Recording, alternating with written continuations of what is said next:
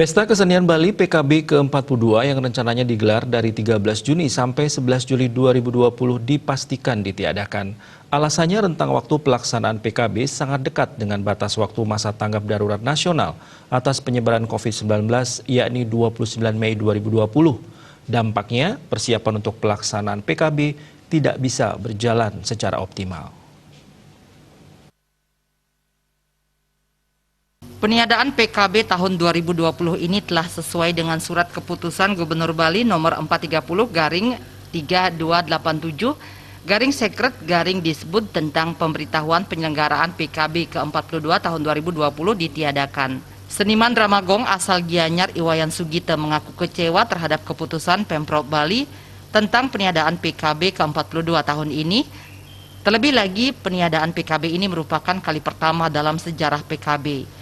Kendati demikian, pihaknya menerima keputusan tersebut atas dasar untuk kebaikan bersama di tengah penyebaran wabah COVID-19 yang semakin masif di dunia dan Bali pada khususnya. Menghadapi pandemi COVID-19 bukan hanya menjadi tanggung jawab pemerintah untuk melawannya, tetapi segenap komponen masyarakat. Bahkan seniman pun harus mengambil langkah untuk menghadapinya bersama-sama. Sugita mengatakan seniman merupakan kunci penting dalam setiap pelaksanaan PKB karena seniman menjadi subjek dan objek secara bersamaan dalam perhelatan kesenian terbesar yang ada di Bali. Secara langsung seniman menjadi roh dalam pelaksanaan PKB. Karya-karya yang tercipta atau disajikan oleh seniman selalu menjadi sebuah hiburan, aspek penyadaran dan penyampaian pesan moral bagi masyarakat Bali secara luas.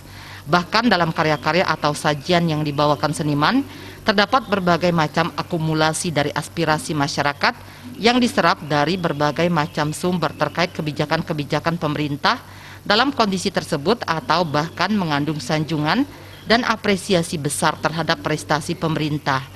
Dengan ditiadakannya PKB tahun ini, dampak terhadap seniman sangat besar. Dampaknya tidak hanya dirasakan dari sisi material, tetapi juga dapat dirasakan dari sisi non-material. Dari sisi material sudah barang tentu persiapan yang dilakukan, bahkan ada yang melakukan persiapan dari tahun 2019 menjadi mubasir. Selain itu, proses latihan yang berbulan-bulan menimbulkan kerugian material seperti transportasi, konsumsi, dan lainnya yang juga cukup tinggi. Seharusnya pemerintah ada solusi supaya tidak merugikan sebelah pihak. Seumpamanya satu, karya-karya yang sudah digarap dipentaskan pada kesempatan lain seperti pada hari ulang tahun Provinsi Bali, itu yang pertama. Kemudian